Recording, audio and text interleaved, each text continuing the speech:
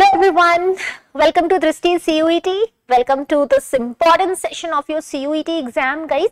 जैसा कि आपको पता है एग्जाम अब बहुत करीब आ चुका है और इस दौरान एंजाइटी होना, स्ट्रेस होना, डिप्रेशन में आ जाना बहुत कॉमन है।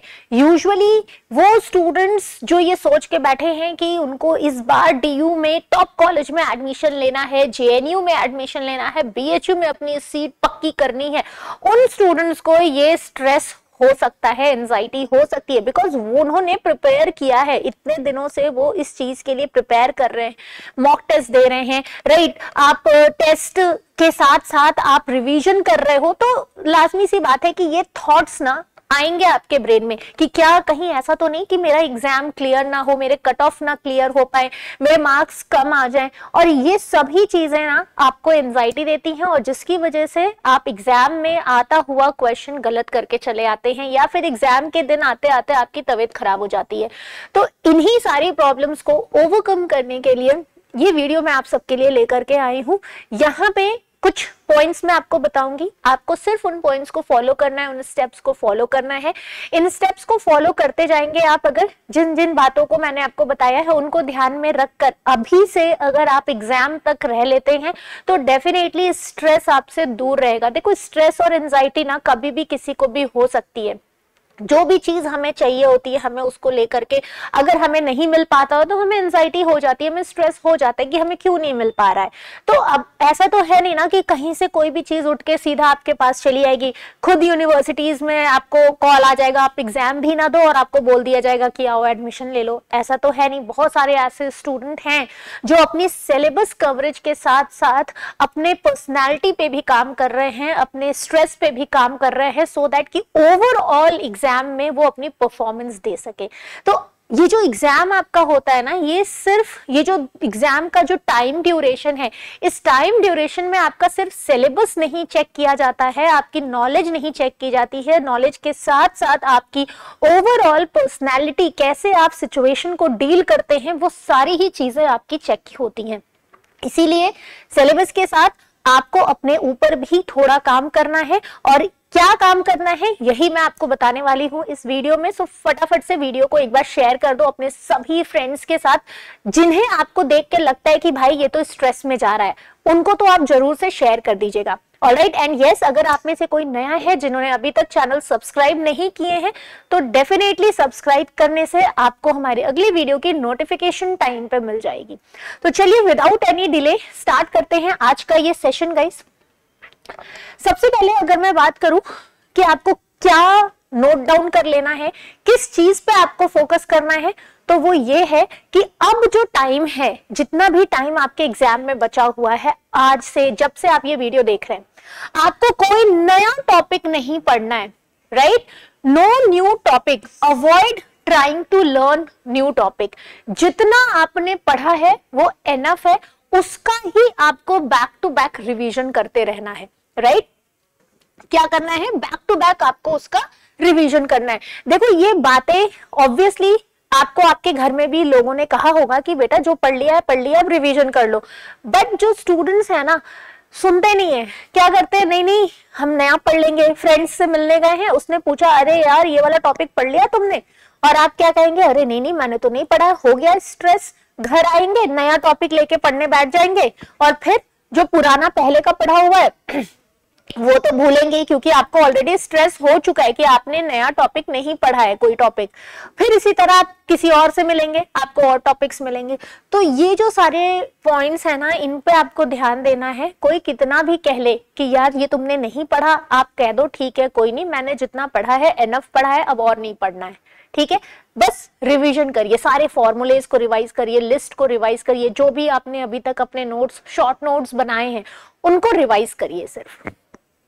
सेकेंड थिंग जो आपको ध्यान रखना है, that is prioritise your high weightage topic. High weightage topic का पता कैसे चलेगा हमें कि कौन सी हमारी हाई वेटेज टॉपिक है? तो ऑब्वियसली आपने प्रीवियस ईयर के क्वेश्चन सॉल्व किए होंगे, राइट।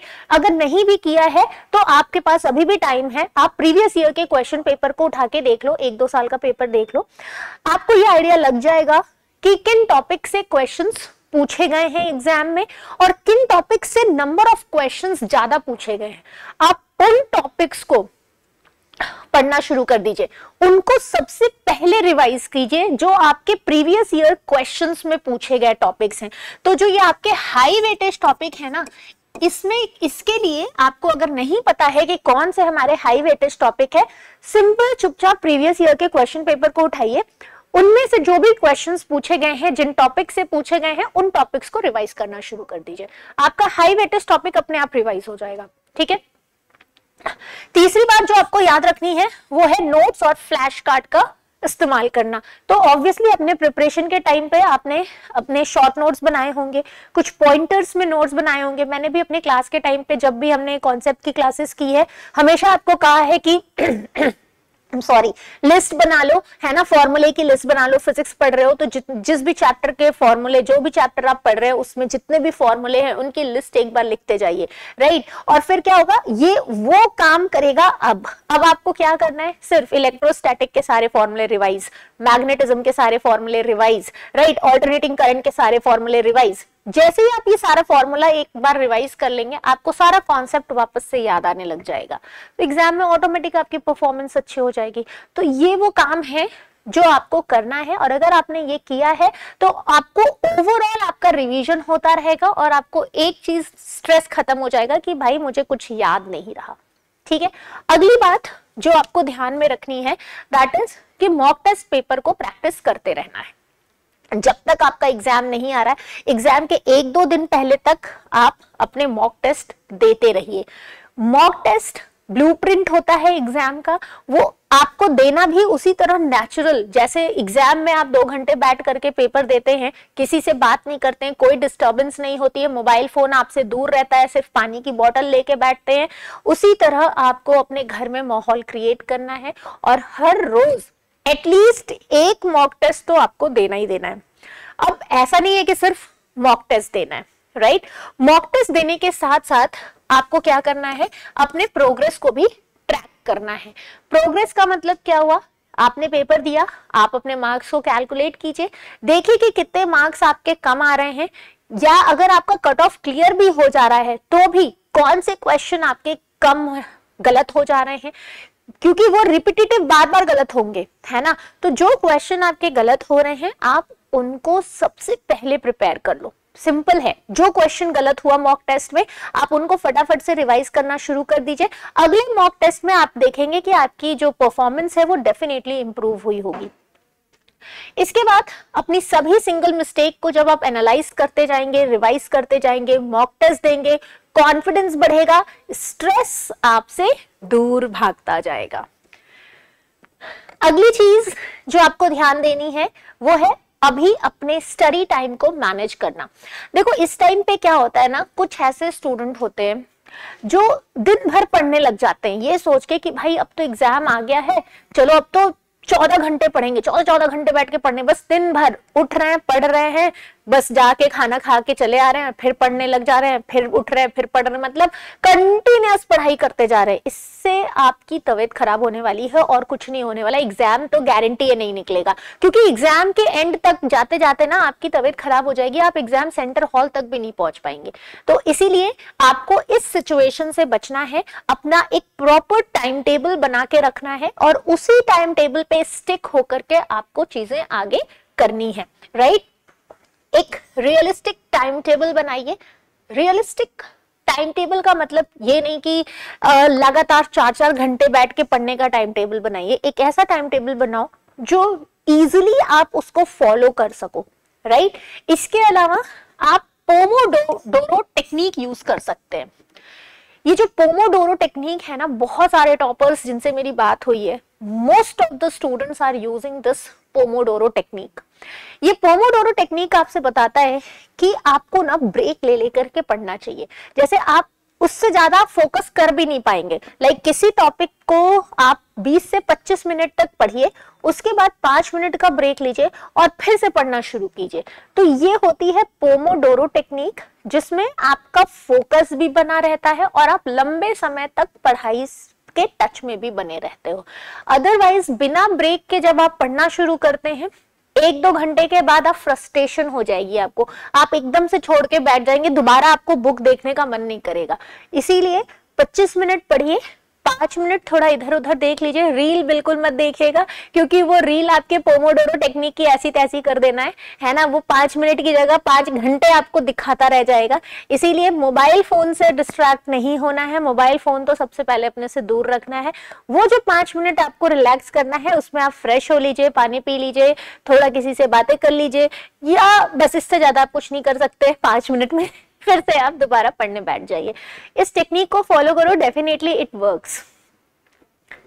अपने प्लान पर स्टिक रहिए। कुछ स्टूडेंट्स होते हैं जो प्रोक्रेस्टिनेशंस करने लगते हैं। प्रोक्रेस्टिनेशन का मतलब वो टालते हैं कि चलो ठीक है, आज ये टॉपिक कवर नहीं हुआ, इसको कल कर लेंगे। आपको ऐसा नहीं करना है। अगर आपने अपने प्लान में बनाया है कि आज आपको ये पर्टिकुलर टॉपिक्स रिवाइज कर लेने हैं, तो रिवाइज कर लेने हैं। कंप्लीट नहीं हो रहा है, रात में जाग के रिवाइज कीजिए, लेकिन अपने प्लान पे स्टिक रहिए। ये जो प्रोक्रेस्टिनेशन वाली आदत एक बार अगर लग जाती है ना, और I am telling you guys, ये जाती नहीं है। मैंने बहुत सारे ऐसे स्टूडेंट्स को देखा है जो प्रोक्रेस्टिनेशन के कारण अच्छे अच्छे स्टूडेंट्स अपना परफॉर्मेंस नहीं दे पाते हैं, सिर्फ और सिर्फ इस रीजन की वजह से।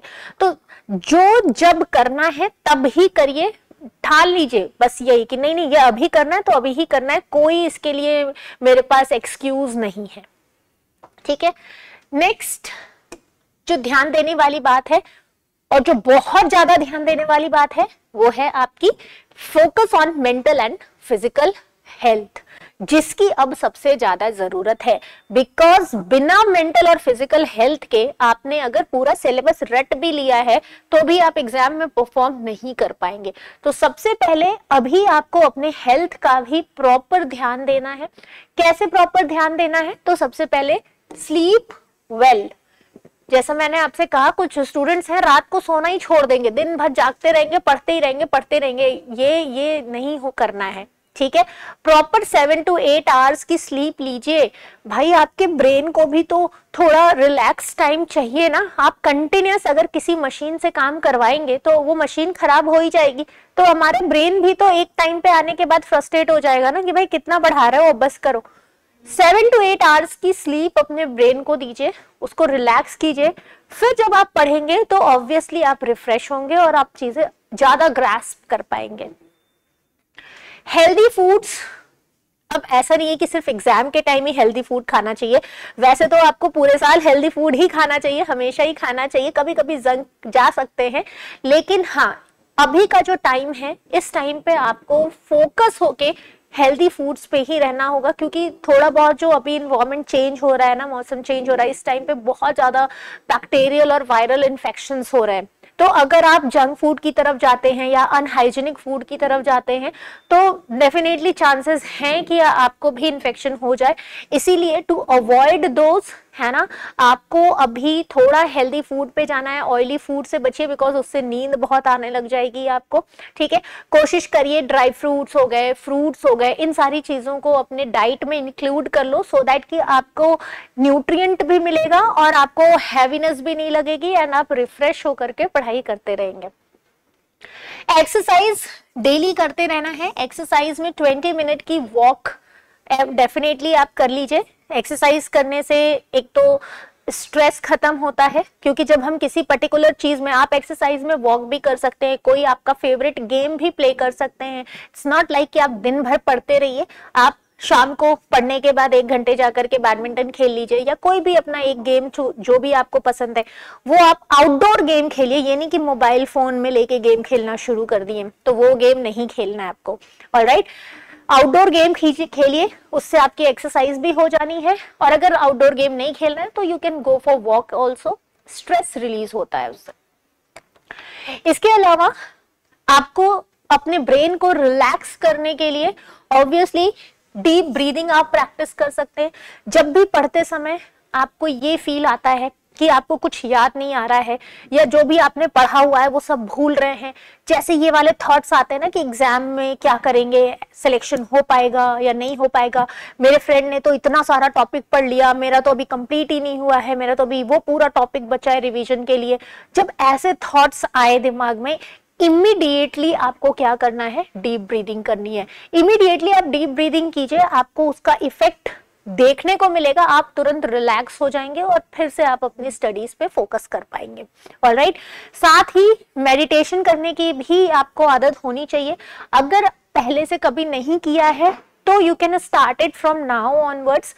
स्टार्टिंग में आपको थोड़ी प्रॉब्लम हो सकती है क्योंकि हम फोकस नहीं कर पाते हैं, बट यस, डेली प्रैक्टिस से हार्डली आप 10 to 20 मिनट भी मेडिटेशन करने की प्रैक्टिस कीजिए। धीरे धीरे ये आपकी हैबिट में आ जाएगा और इससे आपका कंसंट्रेशन पावर भी बढ़ता है। जब आप मेडिटेशन करते हैं ना तो आपका कंसंट्रेशन, फोकस सब बहुत स्ट्रांग होता है। एग्जाम टाइम में ये आपको हेल्प करेगा। जब कोई क्वेश्चन आपके सामने आएगा ना और आप आंख बंद करके सोचते हो, तो अगर आपने मेडिटेशन किया हुआ है तो वो आपको उस टाइम तुरंत आंसर याद आता है। ये टेक्निक मैंने तो फॉलो किया था, इसलिए मुझे बहुत हेल्प करता है मेडिटेशन। तो डेफिनेटली मैं आप सभी को सजेस्ट करूंगी कि एटलीस्ट मॉर्निंग में 10 to 20 इनिशियली, वैसे तो लोग 1-1 घंटे तक मेडिटेशन कर लेते हैं करने वाले, लेकिन आप 10 to 20 मिनट तक का मेडिटेशन करने की हैबिट डाल लीजिए। देन जो सबसे इंपॉर्टेंट बात है ना, अपने आप को अप्रिशिएट करना, अपने आप को प्राउड फील कराना। आपने देखा होगा जब भी कभी मम्मी या पापा आपकी तारीफ करते हैं, आपको कितना अच्छा लगता है और आपको लगता है कि आप और अच्छा काम करिए, फील होता है ना ऐसा। और वहीं अगर आपको कोई डांटने लग जाता है तो आप कहते हैं अरे यार छोड़ो, नहीं करेंगे, गलती हो रही है मेरे से, तो गलती हो जाता है, नहीं करेंगे, ऐसे थॉट्स आते हैं हमें। तो आपके ब्रेन को आप अप्रिशिएट करो, खुद अपने ब्रेन को आप अप्रिशिएट करो। कैसे करेंगे? अपने आप को कॉन्फिडेंट फील करा के। Take a moment each day to visualize yourself confidently taking the exam, staying calm and performing well. आप एक एक पिक्चराइजेशन क्रिएट करिए अपने ब्रेन में कि आप एग्जाम के दिन गए हैं सेंटर पे एग्जाम देने, आपके सामने पेपर आया है, आपने सारे क्वेश्चन करेक्ट किए हैं, घर आके आपने आंसर मैच किया और आपका पेपर बहुत बढ़िया हुआ। तो ये थोड़ा सा आप इमेजिन करिए, अपने ब्रेन को पहले से ही उस तरीके से ट्रेन कीजिए, तो वो जो स्ट्रेस वाली सिचुएशन है ना, वो आपको कभी नहीं आने वाली, क्योंकि आपका ब्रेन ऑलरेडी ट्रेनिंग ले चुका है खुश रहने का, कॉन्फिडेंट रहना है कि नहीं मैंने तो एग्जाम में वेल परफॉर्म करना है। पॉजिटिव एफर्मेशन, जैसा कि मैंने आपसे कहा, रिमाइंड योरसेल्फ कि मैंने प्रिपेयर कर लिया है, सारे टॉपिक्स मैंने रिवाइज कर लिए हैं, मैं अभी ज्यादा ओवर कॉन्फिडेंट भी नहीं करना है, लेकिन हाँ अपने ब्रेन की तारीफ जरूर करनी है कि आपने सारे टॉपिक रिवाइज कर लिए हैं, बहुत अच्छा काम किया है आपने, राइट। ये कुछ पॉजिटिव थॉट्स अपने अंदर आपको लेकर के आने हैं। अपने नॉलेज को, अपने जर्नी को एक बार एक्नॉलेज कीजिए कि इस मोमेंट तक पहुंचने के पहले आपने क्या क्या चीजें अचीव की हैं। आपने स्कूल में जो टेस्ट दिया है उसमें आपके कितने अच्छे मार्क्स आते थे, टीचर्स आपको कैसे अप्रिशिएट करते थे, तो वो जो सारी आपकी जर्नी है ना, आप उन सबको भी एक बार रिमाइंड कीजिएगा। ऐसा करने से आपका स्ट्रेस खत्म होगा। बिलीव मी, आपको कभी भी एंजाइटी नहीं होने वाली है एग्जाम से। अगली बात, एग्जाम डे के दिन एंजाइटी से बचने के लिए आपको अपने एग्जाम डे को पहले से प्लान करके रखना होगा। पहले ही आप अपने एग्जाम के लिए जो नेसेसरी मटेरियल्स हैं, एडमिट कार्ड्स हो गए, आपकी पेंसिल, बॉल पेन हो गया, राइट, वो सारी चीजें आप पहले से ही रख लीजिए। इसके लिए मैंने ऑलरेडी एक वीडियो बना रखा है कि आपको एग्जामिनेशन हॉल में क्या क्या चीजें लेके जानी है और क्या क्या चीजें नहीं लेके जानी है, वो हमारे चैनल पर ही है, आप देख लीजिएगा। साथ ही कोशिश करिएगा कि एग्जाम सेंटर पर टाइम से, जो भी टाइम आपके एडमिट कार्ड में दिया हुआ है, जो भी टाइम आपको बताया गया है, उससे आप 1 घंटे पहले पहुंचिए, सो दैट कि आप थोड़ा सा वहां पे रिलैक्स कर सकें। साथ ही जब एग्जाम हॉल में पहुंचिए तो सबसे पहले डीप ब्रीथ कीजिए, अपने ब्रेन को रिलैक्स कीजिए, खुद को एक्नॉलेज कीजिए, अपने आप को रिमाइंडर दीजिए कि आप अच्छा किए हैं अभी तक और आज भी आप अच्छा परफॉर्म करेंगे। कंपैरिजन नहीं करना है किसी से भी अपने आप को, ठीक है। जब भी आप प्रिपरेशन के दौरान या इस टाइम पे भी कभी भी आपको ऐसा नहीं देखना है कि मेरे फ्रेंड्स ने इतने टॉपिक्स पढ़ लिए मैंने तो नहीं पढ़ा है। सबसे ज्यादा जो स्ट्रेस होने का रीजन होता है वो कंपैरिजन से होता है। वो किसी भी लेवल पे होता है, चाहे आप स्टूडेंट लेवल पे देख लो, आप एडल्ट लेवल पे देख लो, किसी भी लेवल पे कंपैरिजन का मतलब है स्ट्रेस होना। तो कंपैरिजन करना ही नहीं है, कंपेयर करना ही नहीं है हमने, ठीक है। सोशल मीडिया से दूर रहिए बिल्कुल। एग्जाम के टाइम पे सोशल मीडिया से ही बहुत ज्यादा डिस्ट्रैक्शन होने लग जाता है। साथ ही नेगेटिव थॉट्स से बचिए। स्टे पॉजिटिव, जैसा कि मैंने आपको ऑलरेडी बता दिया है कि पॉजिटिव थॉट्स लाओ, पॉजिटिव लोगों से बात करो, अपने घर में मम्मी पापा से बातें कीजिए। उन दोस्तों से दूर हो जाइए थोड़े दिनों के लिए जो आपसे कहते हैं अरे तेरे से नहीं हो पाएगा, ऐसे वैसे वाले बात जो दोस्त कहते हैं ना, उनसे थोड़ी दिन के लिए दूर हो जाइए। मैं नहीं कह रही हूँ कि दोस्ती खत्म कर दीजिए यस, लेकिन हाँ ये कुछ चीजें हैं जो आपको ध्यान देनी होंगी। अपने आप को रिवॉर्ड देते रहिए, रेगुलर ब्रेक्स लेते रहिए, ठीक है। एंड अपने ब्रेन को सबसे पहले, क्योंकि ब्रेन ही है जो हमारा सब कुछ कर रहा है, ब्रेन को ट्रेन कर लीजिए। उसको बोल दीजिए कि भाई आप बहुत अच्छे हैं, है ना, बहुत अच्छे से मैं हमारी तैयारी करवाई है, अब बस एग्जाम में भी सारे आंसर्स अच्छे से याद आ जाए और हम कर जाएं। लेकिन ये सब प्रैक्टिस चाहिए, तो अभी से आप इन पर काम करना शुरू कर दीजिए। आई होप कि आपने बहुत अच्छी तैयारी की है और मुझे पता भी है कि आप बहुत अच्छा से करेंगे, क्योंकि जो देखो जो डोमेन सब्जेक्ट है वो तो आपने ऑलरेडी पढ़ा हुआ है ना 12th में, बस उसी को अब एमसीक्यू फॉर्म में करना है। साथ ही आपका जो जीएटी है वो एलिमेंट्री लेवल के, उसमें आपको मैथ्स रीजनिंग वगैरह पूछ लिए जाएंगे, तो वो भी आप कर सकते हैं। जीएटी के पेपर को कैसे सॉल्व करना है इसके भी वीडियो मैंने आपके लिए बना के डाल दी है, आप एक बार उस वीडियो को भी देखिएगा, definitely it works. So with this guys, either you run the day or the day runs you। इस लाइन के साथ आज इस वीडियो को मैं एंड करती हूँ। आई होप आप सभी इन बातों को ध्यान में रखें, स्ट्रेस और एंजाइटी को अपने से दूर करें और एग्जाम में अच्छा परफॉर्म कीजिए। With this, thank you, bye bye, all the best.